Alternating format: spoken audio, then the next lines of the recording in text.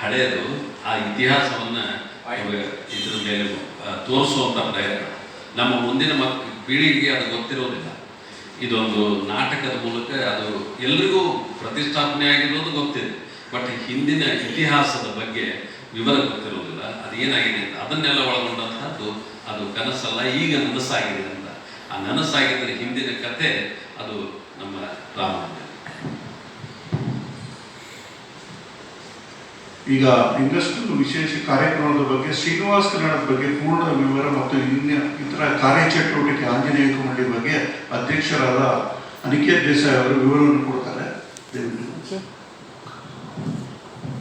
ಎಲ್ಲರೂ ತಿಳಿಸಿದಂತೆ 4 ದಿನದ ಬೃಹತ್ತಾದ ಕಾರ್ಯಕ್ರಮವನ್ನು ಆಯೋಜಿಸಿದ್ದೇವೆ.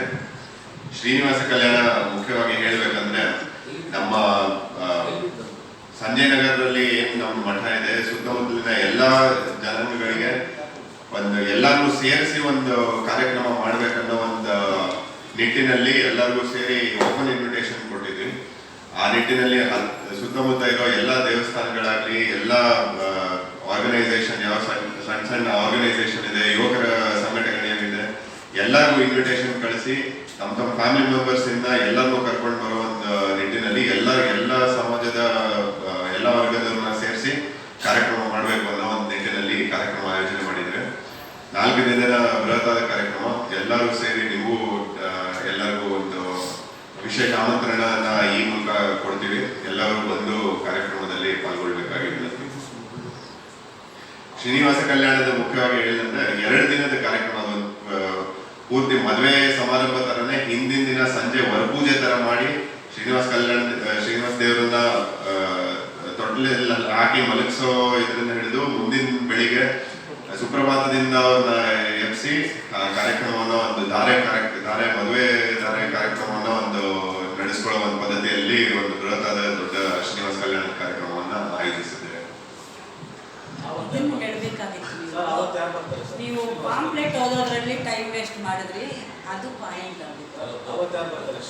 ಶ್ರೀನಿವಾಸ ಕಲ್ಯಾಣ ಬೆಳಿಗ್ಗೆ ಹೊತ್ತು ಮುಖ್ಯ ಅತಿಥಿಗಳಾಗಿ ಯಾರಿಲ್ಲ.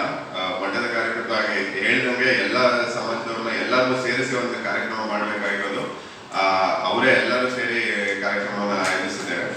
ಅವತ್ತು ಸಂಜೆ ಕಾರ್ಯಕ್ರಮ ಹೇಳಿದಂತೆ ಯುವಕರಿಗಾಗಿ ಒಂದು ಪ್ರೋತ್ಸಾಹ ನೀಡುವಂತೆ ನಮ್ಮ ಮಾಜಿ ಸಂಸದರಾದಂಥ ಪ್ರತಾಪ್ ಸಿಂಹ ಅವರು, ಈಗಿನ ದಕ್ಷಿಣ ಲೋಕಸಭಾ ಸದಸ್ಯರು ದೇವಶಿಶೂರ್ ಅವರು ಹಾಗೂ ಅಜಿತ್ ಹನುಮಕ್ಕನವರು ಅವರು ಸೇರಿ ಅವರಿಗೆ ಒಂದು ಸಂವಾದ ಕಾರ್ಯಕ್ರಮ ಇಟ್ಟಿದ್ದೀವಿ.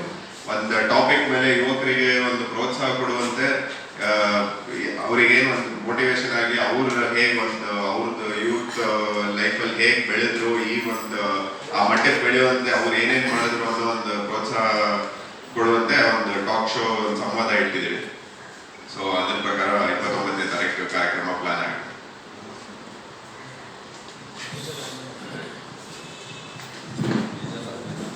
30ನೇ ತಾರೀಕು ಮೇಜರ್ ರಾಘವೇಂದ್ರ ಅಂತ ಒಬ್ರು ಹಿರಿಯ ಎಕ್ಸ್ ಆರ್ಮಿ ಚೀಫ್ ಇದ್ದಾರೆ. ಸೊ ಅವ್ರದ್ದು ಒಂದು ಮೋಟಿವೇಶನಲ್ ಟಾಕ್ ಇಟ್ಟಿದ್ರೆ ಯುವಕರಿಗೆ ಪ್ರೋತ್ಸಾಹ ನೀಡುವಂತೆ 30ನೇ ತಾರೀಕು ಬೆಳಿಗ್ಗೆ